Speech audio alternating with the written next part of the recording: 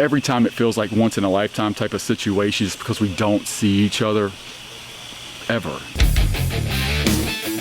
Every time that we play as if it's our last time.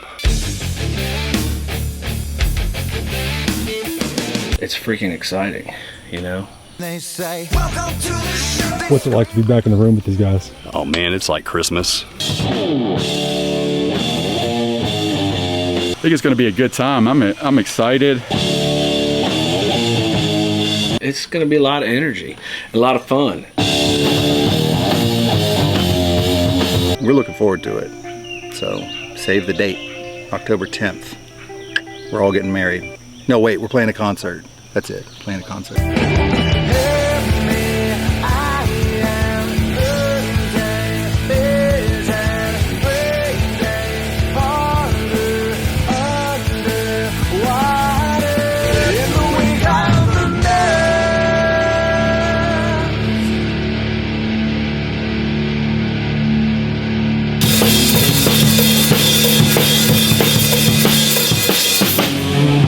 My name is Trey Danger and I play drums for the American Tragedy. All those levels. Being from Shreveport and, you know, growing up with our unique culture and all that, you know, I've always held the Revel in a special place. Yeah, how exciting is that? It's awesome, man. It's like coming home. Coming home. Yeah, we're all kind of scattered to the wind and everybody's living in different areas, so it's always good to kind of get together and reconvene and center ourselves. So the Revel's always a great place to do that. It's one of the coolest festivals. It happens to be from my hometown, but it's just one of the coolest festivals. It's exciting to be playing the 50th. Very excited to be doing the 50th anniversary of the Revel. It's quite an honor. Revel's turning 50 this year. I feel like we're all turning 50 this year. Good Lord. 50th anniversary of the Revel. That's pretty awesome. Here's to 50 more for them. That's awesome. It was honestly a huge honor that they even asked us to do this.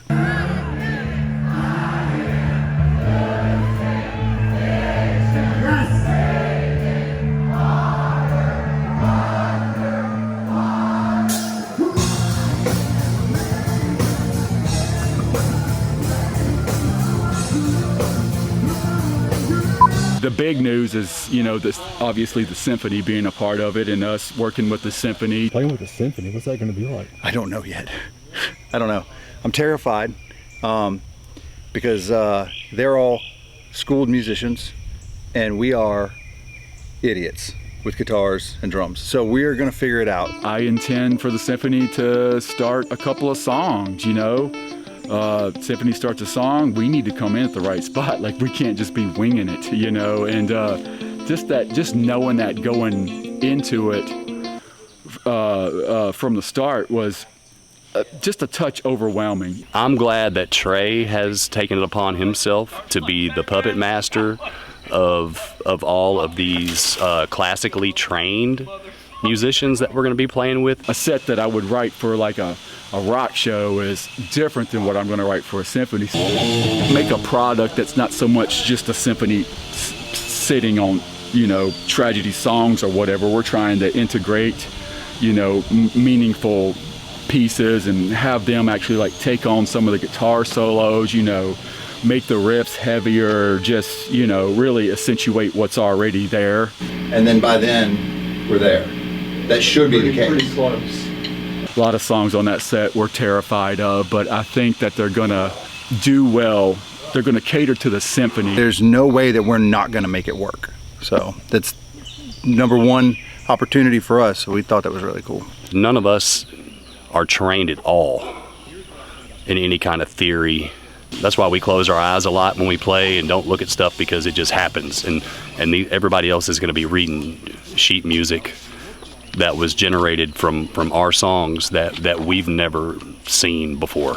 We're gonna throw caution to the wind and hope for the best. But I think as long as we play like we've always played and we just play our songs, then everything should just kind of fall in place. We have faith that everything's gonna work out. It's gonna be quite the spectacle. It's gonna be a freaking orchestra, you know? Have you ever played with a symphony? Orchestra, symphony, what's the difference?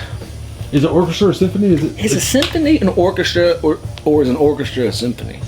We've got Ryan playing bass. It's always a freaking joy to have Ryan. It's been a long time since I've been around them. It's fun. It's there's a part of it's kind of like rejuvenating.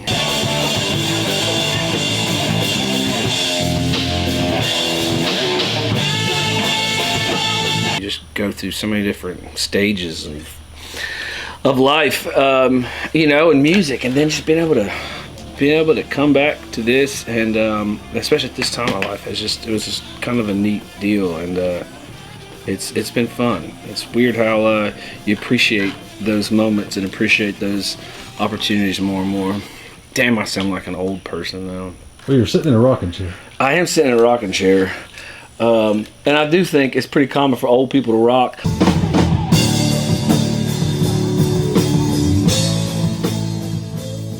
Why do you think old people rock? You think it's the tempo?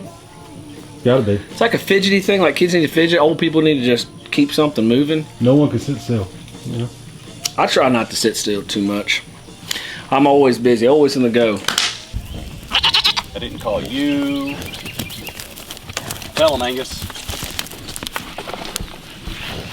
What'd you say, buddy? Hey, you dropped it, bro. You got a little kiss? Thank you.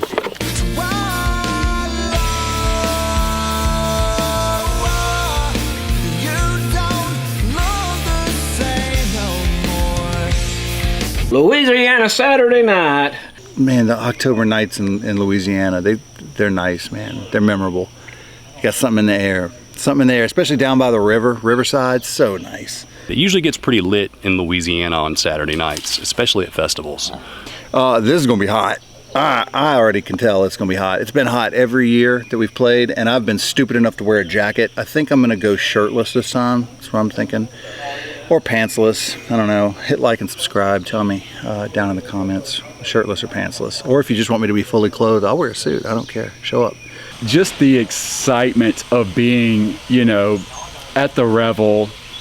You know, this will be, you know, back when we were kids, I think over the course of however many years that was, I think we maybe played the Revel a total of 3 times. So maybe like, I think there was like a 2002 Revel.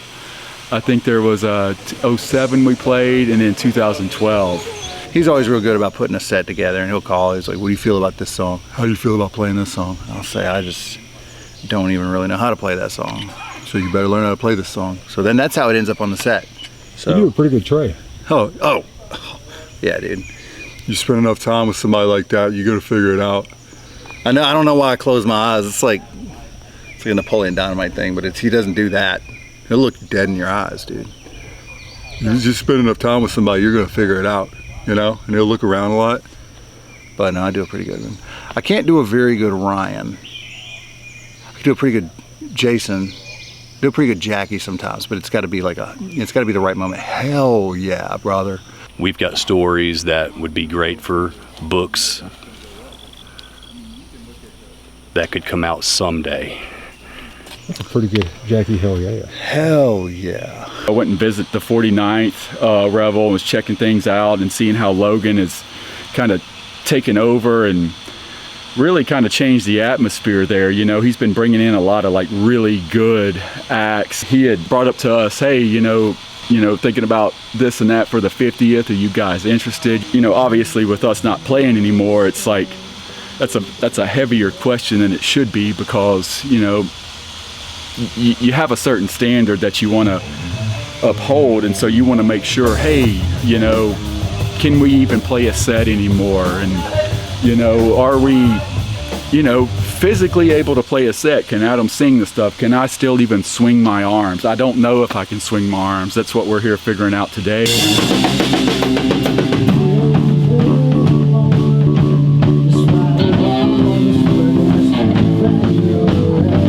We're just glad to be in a room. We're glad to be hanging out. All of us have, you know, we're all fathers.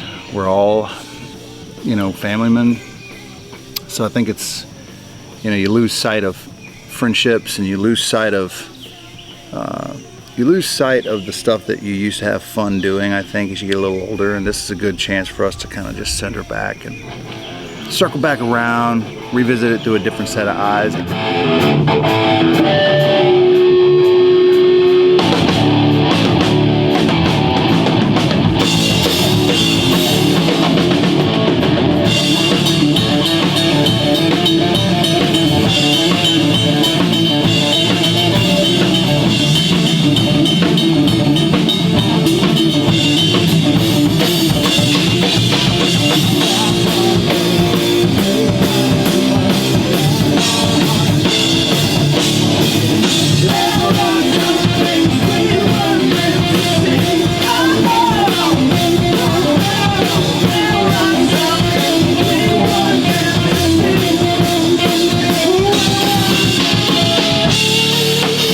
A big motivation for me doing the 50th is that it's the Revel's 50th, and you know, my kids have never seen me play before. They'll be 6 and 8 at the time, you know, and that's a big emotional piece for me. Yes.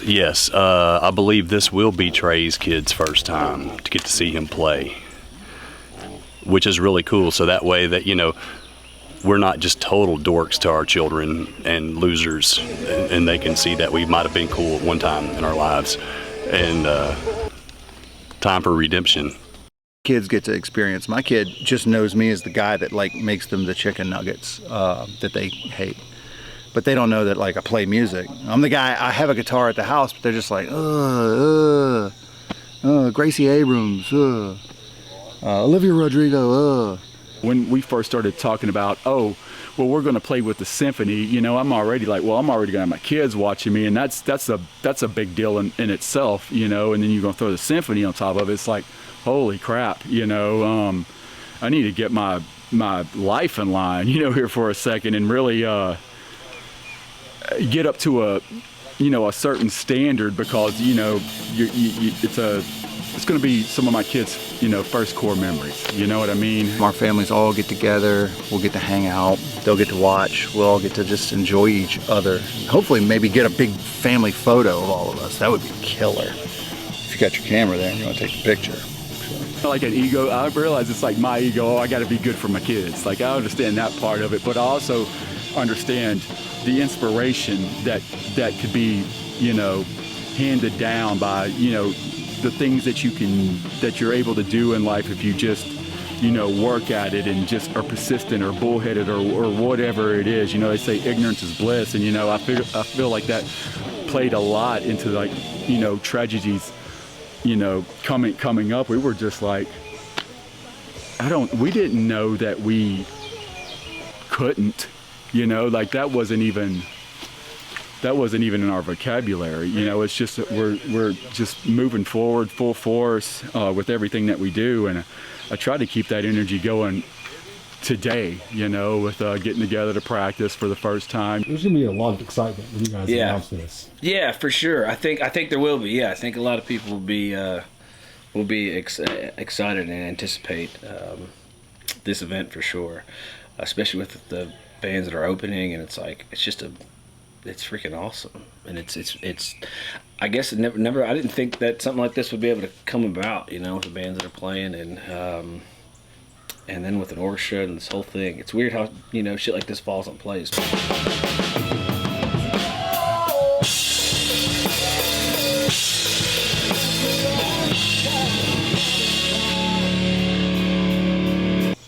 We already have a catalog of songs. It's just kind of us revisiting and learning, you know, those little idiosyncrasies about the songs that make them cool. So it might go something like,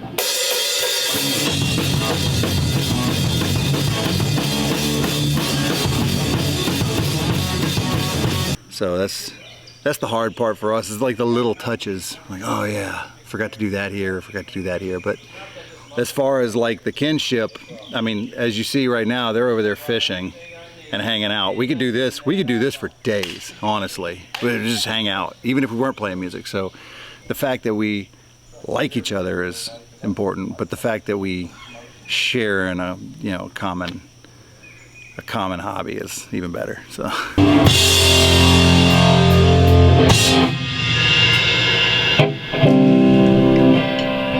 Isn't she lovely? Her hair is so That's big. That's big. It's enormous. You know, obviously we want to do a good job. And we know that, you know, we got to get together more. You know, we got to practice more. We're going to have to practice with the symphony. You know, there's all these new thresholds and things that have been introduced to the project to where, you know, if we're just playing by ourselves, you know, great. We go, we put together a set that we know pretty well. We get on stage, we do a rock show. We've done that a million times. We're good at that. Now add the symphony. Now you have to be cognizant of how long you go in some of these parts and really like stay on time and, you know, kind of do things a little more by the book. And you know, it gets in your head a little bit, you know, or it gets in my head a little bit, you know, to where usually it's like a muscle memory thing for me. You know, I'm lucky enough to where it's just whatever my body wants to do, I can do it. But when you start getting a symphony and we're writing parts to maybe something I'm doing on the drums, or maybe something that Adam's doing with the vocals or guitar or something. And, you know, I try to diversify my support, love, and idealistic take on batting stance. You see, a lot of guys don't understand how much an appearance at the plate is relative to almost everything we do in life, right? You're getting up in that batter's box, and you know you're either going to get 4 balls and get walked, or you're going to get 3 strikes, and you're done. Or you take that chance, you swing, you pop it up, it's an out. Roll it to another player in the field, it's an out. And you have that chance. You got that chance to put that ball in play, and you get to advance yourself to first base, second, hell, maybe even third. If you got enough strength, enough stroke, hit the ball out of the park, and they call that a home run. I feel like that's very relevant in life, in all things of life. Being in the batter's box. That's a whole new motto that I have been practicing myself. I've got t-shirts coming out next month for it.